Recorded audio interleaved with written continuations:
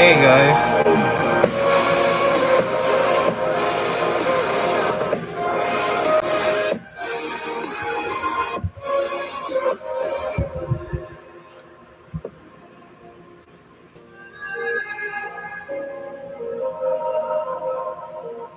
Defeated by the dreams and the memories we've made. To see it crashing out the skies like a tidal wave down on me. Walking alone on the coldest night. There's so nothing guys, I we're can gonna be ever talking about say to change your mind. I gotta live without your love. We've said goodbye. There's nothing I can ever say to change you.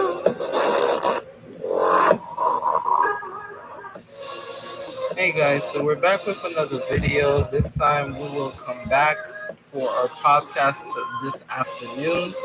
So this is very unusual for me, for you to guys to see me so early in the podcast. It's probably because I am covering 4 days of the podcast.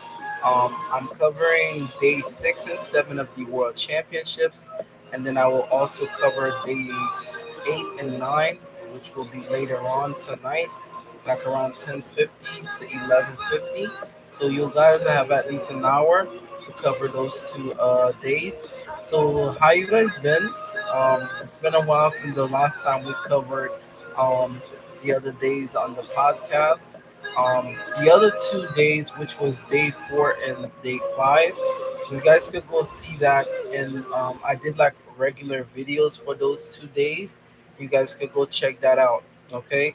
We won't be too long today on the day 6 and 7. We're basically gonna be discussing what's important. I literally took like notes. If you guys could see, I literally took notes of the classes and the different levels of different for the podcast. But definitely, guys, this is gonna be very good to discuss. So the first thing we're gonna talk about, we're definitely gonna talk about the women's final discus that went down on um, the 6th day of July for the um, World Championships. So we're gonna discuss the highlights of day 6 and 7. So the first thing I want to talk about before we get to the steeplechase or anything, let's discuss about the 3,000 steeplechase. So in the 3,000 steeplechase, we had Nora from Kazakhstan, which basically became the first to win the 3,000 steeplechase in her for her country. She did pretty good too. She ran a blistering time of 8 minutes and 53:02 seconds, which she ahead of Ethiopia. So, which she took this first, and then Ethiopia took second, and Evian who took silver respectfully.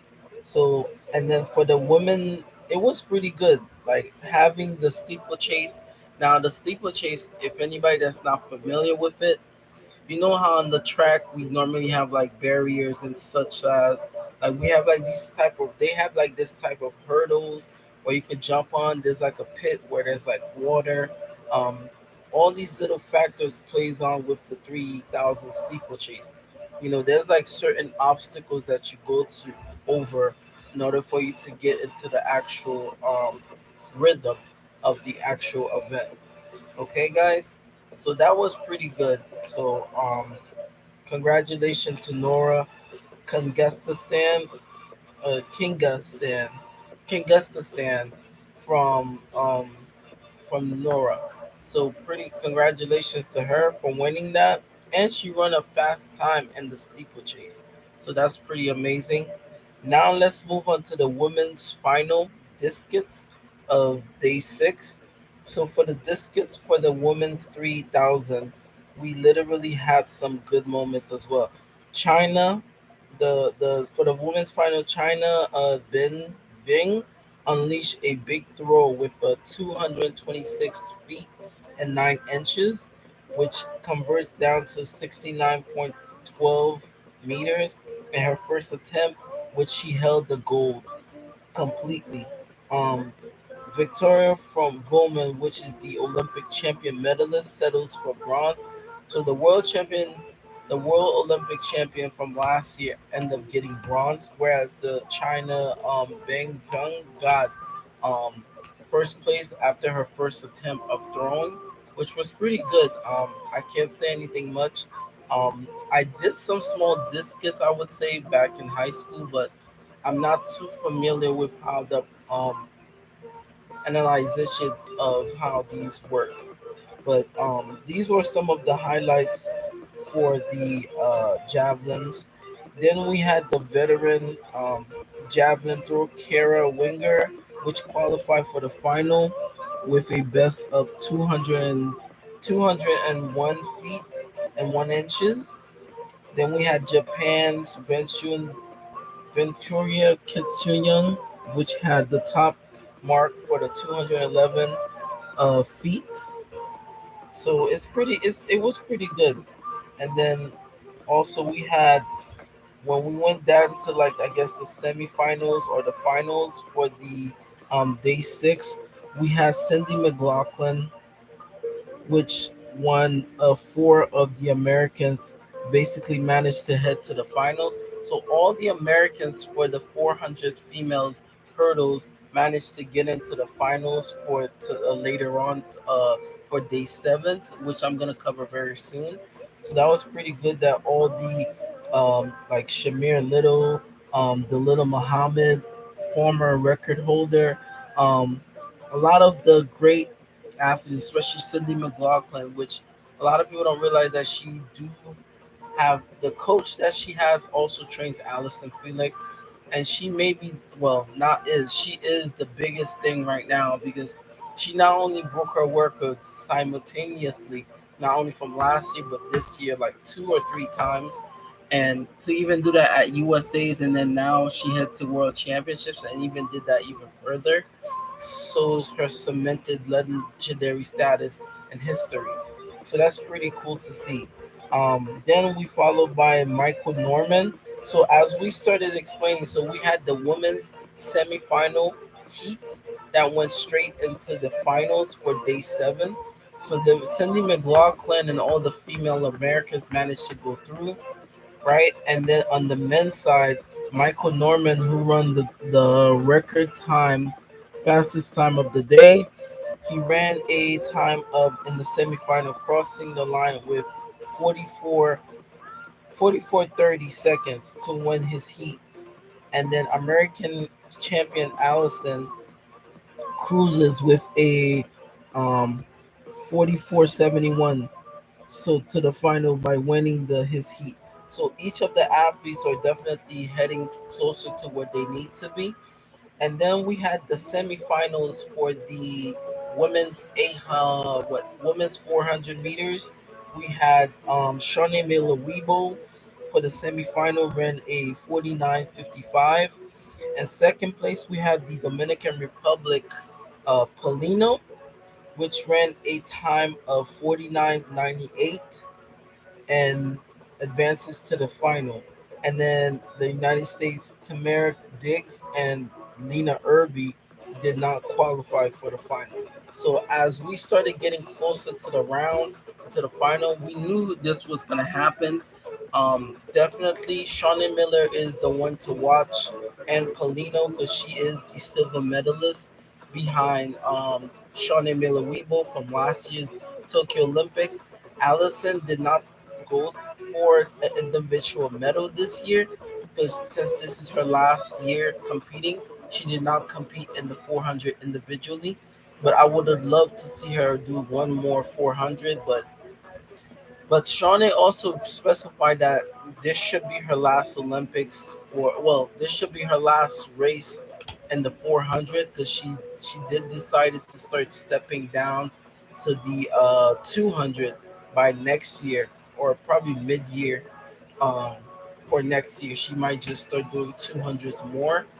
Now, a lot of things that started happening in the 200 that's making it more popular, um, which we're gonna cover in day 7 in a few minutes. But yeah, so Shauna Miller went through with a 49.55. Paulino went in with a 49.98, and then Lena Irby and Tanisha Diggs did not make it to the rounds for the final rounds. They did not make it, so they could not make to the final. And then we started looking at the men's 800 meters. The reigning Olympic champ, Donovan Brazier, who had been battling some injury, right? He managed to get a non-qualifying round for six, and then Brace Hooper placed in his fifth heat, and then Brendan Miller was the in the heats, and then most of them managed to advance. With one of them, with one of the second fastest time, Genoa Kusla, which had the second fastest time heat with a minute and 44 and 62 seconds. Then he was disqualified by implementing another race while passing him. So some of the people that was running very fast, and that's another mistake that a lot of you forget is that because the Oregon track is so fast, the slightest movement could disqualify because the system is so sensitive due to the fact that the track is so fast. So that could be another factor as well. So that was pretty crazy as well. Then we had the 800 meters semifinal or first heat. We had the incredible Athing Mo, who became Olympic champion last year, qualified, and you know she was the medalist, and then bronze medalist Raven Rogers, and then Ajay Wilson. The team in turns on the top of the. Then we had Kelly Hendricks from Great Britain, and then we had Mary Corsa, which all ran under. Uh, Most of them ran under the heats to qualify.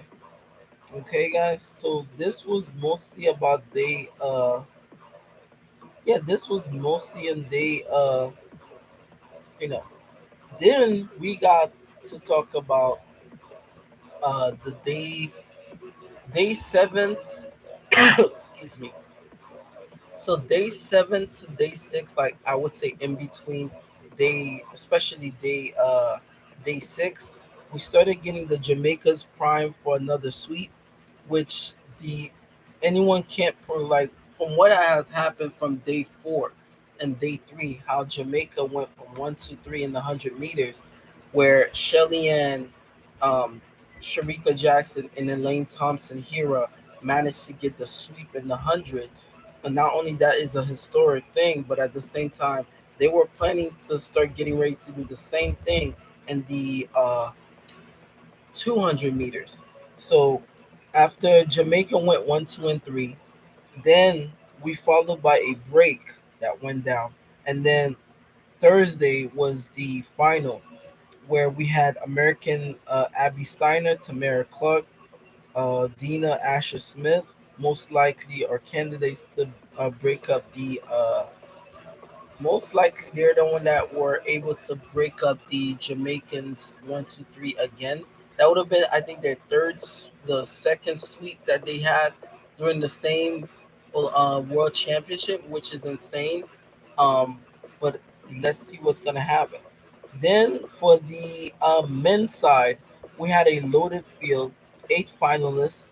We had one of the faster times posted, which is 990 seconds, and then the Americans, Noah Lyles and his teammate Arian Knighton and Kenny Benerick, which also are candidates to either win the sweep to make it 1, 2, and 3 for the men's side and the 100 and the 200. So definitely looking out for that as well, which we will cover next video. So, guys, let me know what you guys think. Do you guys think that on the men's side, what was gonna happen? Um, what was the predictions falling to the next day of what went down? So it was pretty crazy. It was pretty crazy for for definitely day six. We had a lot of finalists, and we had a lot of people that's gearing up to do something even crazy. So the fact that we were managed to do things like that, and the world champion is still not over because we still have the 4x1, the 4x4 for the men's and women's 4x1 and 4x4. The world championship is still not over, so we have a lot to cover. Now, let's talk about day seven. Now, day seven, I could just vividly remember it from the back of my head. We're gonna start with the women's 200. Let me say this again so everybody could listen and hear this. Jamaica, and I'm calling it Jamaica is gonna do something so crazy at the 4x1 that nobody's gonna forget this. If they could get even closer to that world record that the Americans set back in 2012, it's gonna be something crazy. It's gonna be something crazy. We already know the American side for the men's; they're now gaining the upper field. But as some athletes retire from the women's side, it's gonna be kind of shaky of where to see some of the women's how fast they're running for the American side because Jamaica has some of the fastest women alive. They have the first, second, and third fastest women alive right now. Right now, let's talk about how this 200 final develops. We had IB Steiner. We had Tamara Clark. We had Zeji from Nigeria. We had Shelly Ann Fraser Price. We had Elaine Thompson. We had Dina Asher Smith. We had so many different people. Let's look. Let me see if I could find the times that everybody ran, because that was I never seen something so fast. Like I never seen someone run so fast. So for the women's 200, the person that when you saw the semifinal and how fast everybody was running, especially Sharika, I kept telling people this. If one day, and I remember I did a video like this, if Sharika Jackson takes the mantle after Shelly Ann retires or Elaine, Jamaica is in a good hand right now. Because even though if the other two greats retire, Sharika Jackson could bring a whole new level of women with her for Jamaica. Because what she just did is so much respect for not only herself but her coach. Like whoever trains her is so much respect for them because it's not easy to run back to back times, but to run it so smoothly. Like when I saw it was the semifinal. She ran at 21. I think it was 21:67. Everybody was just in shock at first. They were like, "Was that just 21:67?" She ran it so smoothly. It was so scary because they thought she was running slow, but it wasn't. It was literally how she ran it. She's she ran that curve like it was like 100 and hold everybody off. And mind you, people keep forgetting Sharika Jackson is like a Fred Curley. She was the 400 bronze medalist not only once but two times, and then decided to step down to run the 200 and 100. Now she could fully say that she's not only a 100 but 200 and 400 runner. What Sharika Jackson did was it was shocking, but then again, it's like I could clearly say Jamaica might get three records one day: the American record, which is the 4x1, the World Championship world record, which is by Florence Griffith Joyner from the Seoul Olympics, and somebody might get the 1049 because we know Flojo has the time for both of those record, the 100 and 200. The fact that she's able to do exactly just that, she broke she broke the meet record when the finals started developing. We knew that Sharika Jackson was gonna be the favorite, but the way she won, though, I cannot. I can't. I will have to go back and rewatch the actual race. That's how great it was. She blasted off from the first 5 or 50 meters off the curve of the 200, held off everybody, even Shelly Ann Fraser, Abby Steiner. I have to commend Abby Steiner because she's been running all year. The fact that she still made it to World Championship finals, people gotta respect that. It's not easy to go on the track to run a personal best every time you step on the track, but to hold on with some of the big names and still manage to make the final, that's so much respect from me and to anybody that knows track better than anybody else.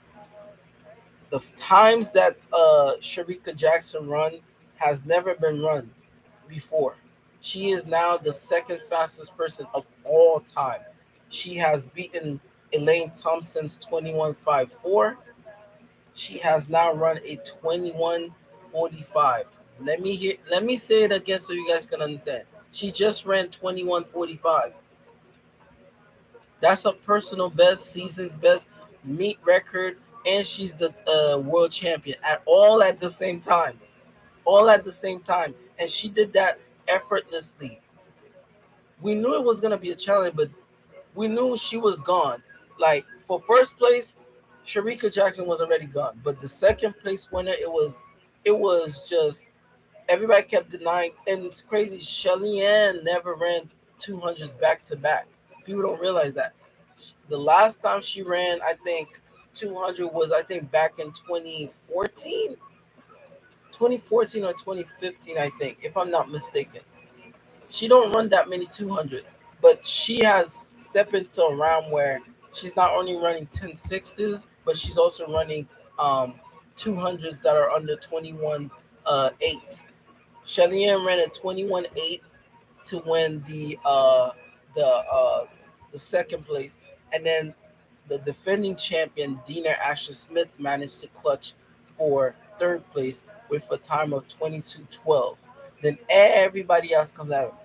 The only reason why it was not a sweep was because, like I said before, Elaine Thompson was dealing with a shoulder injury, and I think she said that the knee thing was bothering her just a little bit. Like you can't, like from what she has done last year, you can't expect her to be on top of her game all the time. That's the difference between her and Shelly Ann. Whereas Shelly Ann is so consistent when it comes to the World Championships as well as Olympics. Elaine Thompson only be ready for some reason her body. The only thing her body knows the only thing her body knows was um yeah, the only thing her body knows is Olympic champion level of speed. Like after last year, I don't expect her to do too crazy, but let her heal. I think she will make up that for next year's world championships. I think she's gonna be much better next year compared to what she did last year. Okay, so as you can see, guys, I am so proud of the Jamaican side women team and as the American team as well. They have done so much for the world of track and field. Now, like I always said, not even in my lifetime, I would never talk about someone breaking Florence Griffith Joyner record in the 200. We have two women that has done that. We have Sharika Jackson, who's now getting close to that record, and then we have Shelly Ann and then Lane Thompson, who's getting close to the 100 meters record. No one hasn't done that. The Jamaican has been holding some of the fastest times in history. Right now, I would say the Jamaicans accompany out of the top 17 times, they hold at least 8 or 9 of them. The only person that has sit above that is Elaine, is Florence Griffith Joyner with her two world records. Other that, a lot of people got so close to those other bigger times. Those three has become a trinity, a dynasty, I would say. That's how fast they've been going. So congratulations to Sharika Jackson for becoming the world champion in the 200 with a blistering time of 21:45. No one hasn't come even close to that time. And if what I'm indicating what next year's world championship is going to be like I said before, we're going to get two world championships in one calendar year, I would say. We have one this year, we have one next year, Budapest, and you could count that as one because athletes don't stop training until next year. But due to the fact that they're running all year long, and then next year is another championship year, that's definitely gonna be playing into the factor. So their body's still gonna be in high energy and stronger energy. And I'm just shocked. I just want to see what Sharika Jackson could do next. She's no longer the queen of bronze anymore. She is the soon to be new world record holder in the 200. That I can give to you guys. And one day we might sit back and say, wow, she is now the record holder, and she's going to leave a legacy that no one's going to forget because she has worked so hard. Like, people don't understand, the Jamaicans has worked so hard as well as the Americans. We don't see the crazy things outside of track, like to work hard, to to to train day in and day out, even when it's hot. There'll be times I think the athletes don't even eat. That's how that's how focused they be. So that is so much respect for you guys, especially on the women's side. Because over the years, it was never about the women's side because it was always about the men's side, especially how well they were doing. But the women were always doing their thing. That's why I be telling people they were always doing their thing. So the fact that they're getting the shine that they need now, I'm so proud of that. Then we could talk about the 200-meter final for the men's. Now we know coming in we had Kenny Benerick, we had Allison, we had we had Noah Lyles, we had Arian Knighton, which everybody thought Arian Knighton was gonna win. But I always tell people do not count out the defending champion. All the defending champions will always be ready to get close to their record or to make sure that they're gonna show why they're the defending champion for a reason. As this race started developing as well, we didn't know what the outcome was gonna be, but we know that when Noah Lyles is excited and he's pumped up, we know something great's gonna come. He is a showman when it comes to track and field. He is very Usain Boltish, like he's very playful, but he's very serious when it comes to winning. The fact that he missed out last year, winning third place in the 200, he very felt salty about that. So the fact that he came back and showed everybody, I'm the defending champion. Nobody's gonna take away from me what I just did. Let me tell you what Noah Lyles just did, and what the Team USA men has did in general. Not only they sweep in the 100 meters with Fred Curley, Marvin Bracy, and Trayvon Bromell. On the 200 side, we had another sweep, guys. So, and for one world championship, we had three sweeps in total. The Jamaican side for the women, and then two times for the men's side. Not only Noah Lyles ran so fast, this was the smoothest and most scariest turn I ever seen in the 200. He shut everything down so fast because he knew his competitors were coming. Noah Lyles ran a time of 19.31, which now he's now hold the American record. He is the third fastest man of all time, sitting behind Johan Blake and Usain Bolt himself with a 1919 and a 19 what was that, the 1926. Noah Lyles now runs a 1931. He is now the third fastest man of all time. He is not only that, he's the Olympic champion, world champion. Let me correct that. He is the world champion, and he has done so much to get here.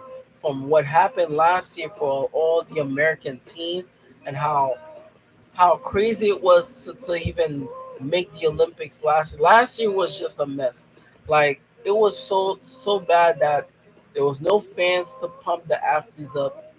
They couldn't bring any fans in unless you're like a teammate, and everybody had to be tested day in and day out to get into the venues. So it was very hectic for a lot of athletes, I assume. But what he just showed at this World Championship is that I'm here to stay. I'm not going anywhere, and this is gonna be everlasting.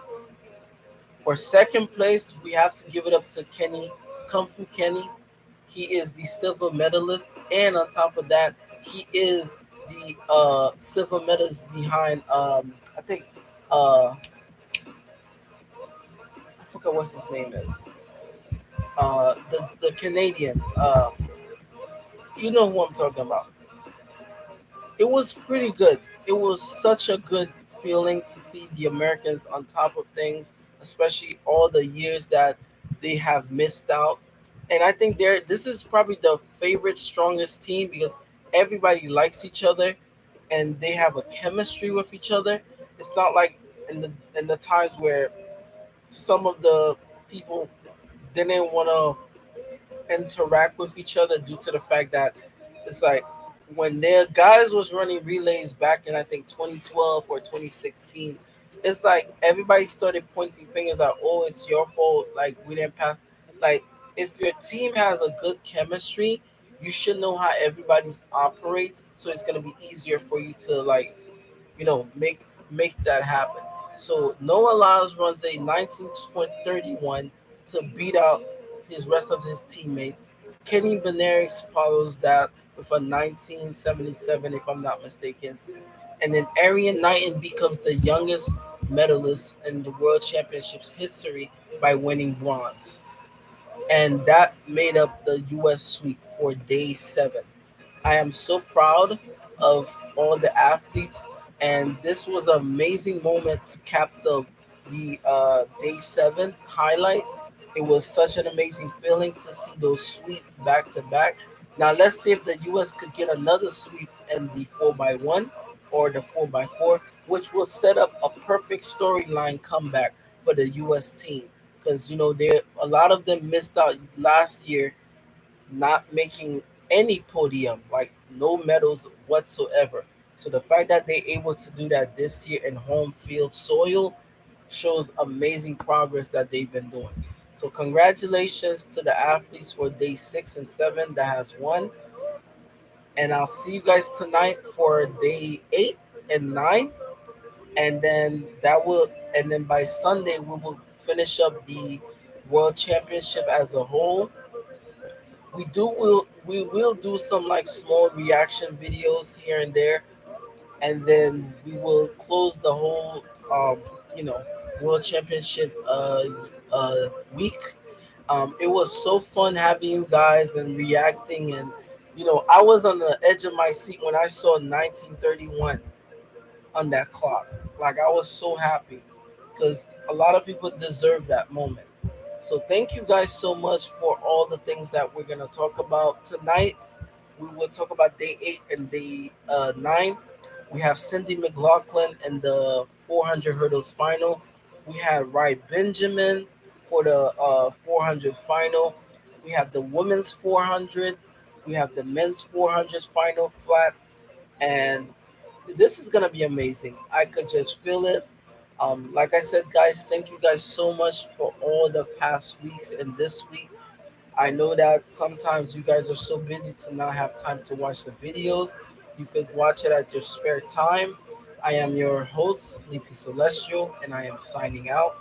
Thank you guys so much, and I'll see you guys in the next video, as well as the podcast for tonight.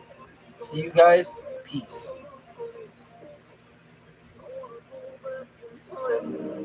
Doing things when we feel before it got all complicated. Oh, just give me the strength to move on. These are all my 'Cause I don't notes. really wanna move on. I gotta do what's best for me. I don't wanna cry again, even if I lose a friend. You say you had good intent when you hurt me.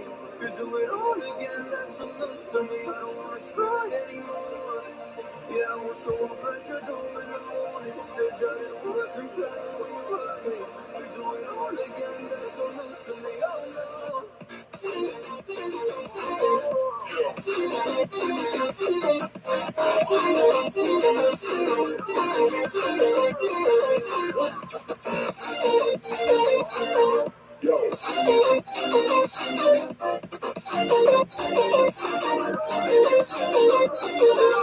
Crying again. Even if I lose a friend, you say you had to go to jail when you hurt me. You do it all again, that's so All right, guys. See you guys later on. All right. I'll see you guys later for part two, episode I think 14. Episode 14 and 13 has just finished. And then I'll see you guys tonight for episode 15 and 16 of the podcast, which covers day 8 and 7. Okay, guys? Peace, and I'll see you guys soon. Okay? Bye.